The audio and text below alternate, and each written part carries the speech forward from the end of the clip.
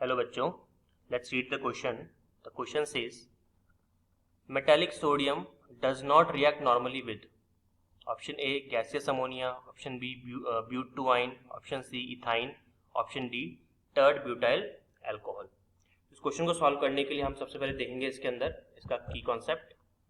तो यहाँ पे अगर हम इसके की कॉन्सेप्ट की बात करें तो की कॉन्सेप्ट हो जाएगा इसके अंदर आपका रिएक्शन ऑफ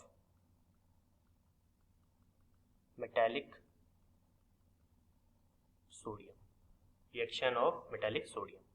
अब देखिए पहले अपन मेटालिक सोडियम की बात कर लेते हैं. आपको पता है कि सोडियम जो होता है आपका काफ़ी ज़्यादा एक्टिव मेटल है. अगर हम यहाँ पे बात करें सोडियम की Na की तो आप बोल सकते हो कि sodium is an active metal. और what do you mean by active metal? इसका मतलब ये होता है कि ये इसको आप खुला नहीं छोड़ सकते. अगर आपने पढ़ा हो सुना हो तो सोडियम को हमेशा ना पैराफिन ऑयल के अंदर या फिर पैराफिन वैक्स के अंदर प्रिजर्व करके रखा जाता है, क्योंकि अगर वो मॉइस्चर या फिर एयर के कॉन्टेक्ट में आया तो एक्सप्लोड हो जाता है. ठीक है, तो इसलिए कहते हैं इसको एक्टिव मेटल.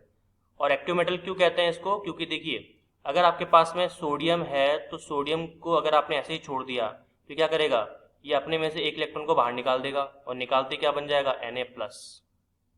ठीक है, तो सोडियम खुद चाहता है कि मैं किस में कन्वर्ट हो जाऊं, मैं अपने आप को आयन में कन्वर्ट कर लूं. ऐसा क्यों? क्योंकि देखिए अगर मैं सोडियम का आपको बताऊं इसका जो इलेक्ट्रॉन की जो स्थिति होती है इसके इलेक्ट्रॉन के इसके शेल के अंदर तो 281 होती है.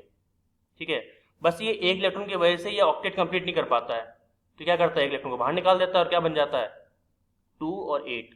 तो इसके आउटर मोशन में 8 इलेक्ट्रॉन हो गए और 8 इलेक्ट्रॉन का मतलब क्या है, इसका ऑक्टेट क्या हो गया, कंप्लीट. और जिसका ऑक्टेट कंप्लीट होता है तो लुईस ने क्या कहा था, वो सबसे ज्यादा स्टेबल होता है. तो Na से अच्छा Na से ज्यादा स्टेबल कौन है, Na+. ठीक है, तो ये तो कहानी होगी सोडियम की. अब अपन चेक करते हैं कि इनमें से किसके साथ में सोडियम रिएक्ट नहीं करेगा ना, डज नॉट रिएक्ट. पहले अपन बात करते हैं गैसियस अमोनिया की. तो गैसियस अमोनिया की अगर हम बात करें, जैसे ऑप्शन ए है यहाँ पे गैसियस अमोनिया, तो अमोनिया अगर यहाँ पे गैस फॉर्म में है तो सोडियम इसके साथ में रिएक्ट करता है डेफिनेटली. और रिएक्ट करके क्या बनाता है, सोडामाइड NaNH2. और साथ में क्या निकलता है, एक हाइड्रोजन बाहर निकल गया यानी कि हाफ H2 बाहर निकल जाता है. ठीक है, दिस इज कॉल्ड सोडामाइड. काफी अच्छा रिएजेंट है, बहुत सारे रिएक्शंस में यूज किया जाता है. तो ये तो रिएक्ट कर रहा है, हमको डालना है कि रिएक्ट नहीं करता, तो ये तो ऑप्शन गलत हो गया ना फिर. ओके, गलत कर देते हैं. ब्यूटूआइन. ठीक है, तो ब्यूटूआइन की बात कर लेते हैं. तो ब्यूटूआइन की अगर हम बात करें तो ब्यूटूआइन आपका होगा CH3 C triple bond CH3 ब्यूटूआइन. ठीक है, अगर इसके अंदर इसकी रिएक्शन में सोडियम से करवाऊंगा तो रिएक्ट नहीं करेगा, नो रिएक्शन. ऐसे कैसे बोल दिया मैंने, क्योंकि यहाँ पर सोडियम जो है जिसको इलेक्ट्रॉन देगा तो इलेक्ट्रॉन एक्सेप्ट करने वाला भी तो होना चाहिए.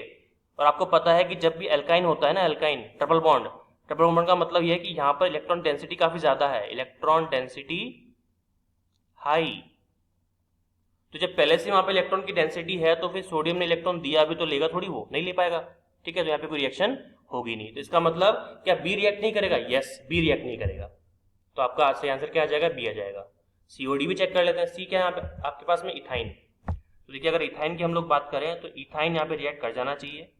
क्यों कर जाना चाहिए? क्योंकि देखिए इथाइन होता है आपका जो एक सेकेंड इसको अपन रब कर देते हैं.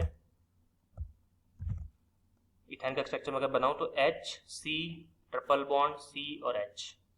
और इथाइन के बारे में अगर आपने सुना हो कभी तो इथाइन जो होता है क्योंकि ट्रिपल बॉन्ड है तो ऑब्वियस बात इलेक्ट्रॉन डेंसिटी काफी ज्यादा होगी. इलेक्ट्रॉन डेंसिटी ज्यादा होने की वजह से, ध्यान से सुनिएगा, ज्यादा होने की वजह से ये जो पोर्शन है ना ये होता है आपका मोस्ट इलेक्ट्रोनेगेटिव. ये बन जाता है डेल्टा नेगेटिव. तो हाइड्रोजन क्या हो जाएगा, डेल्टा पॉजिटिव, ये वाला भी और ये वाला भी.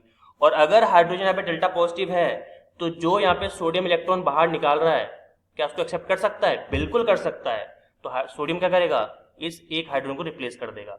और जैसे रिप्लेसमेंट होगा तो आपको क्या मिलेगा, HC triple bond C minus और Na+. माइनस क्यों? क्योंकि इलेक्ट्रोनेगेटिव होने की वजह से कार्बन ने इसके इलेक्ट्रॉन गेन कर लिए, ले लिए, छीन लिए. ठीक है, तो ये बन गया आपका क्या बोलते हैं इसको, मोनोसोडियम इथाइनाइड. ठीक है ना, मोनोसोडियम इथाइनाइड बोलते हैं इसको. इसका नाम लिखता हूं मैं, मोनो सोडियम इथाइनाइड, और साथ में ऑब्वियस बात है हाइड्रोजन बाहर निकल गया, तो वो हाइड्रोजन ने क्या किया, इलेक्ट्रॉन गेन कर लिया एक सोडियम का और बन गया हाफ H2। ठीक है, तो ये जान के आपने पढ़ा होगा तो आपको शॉक नहीं लगेगा, लेकिन अगर इथाइन का आपके पास में कोई लिक्विड है, इथाइन अगर आपके पास में है और अगर आपने उसके अंदर सोडियम डाल दिया तो हाइड्रोजन गैस के बबल्स निकलते हैं और वो ये भी हाइड्रोजन गैस है, तो मतलब ये भी रिएक्ट कर रहा है यस, तो इसको भी काट दो। ठीक है, डी देख लेते हैं, टर्ड ब्यूटाइल अल्कोहल।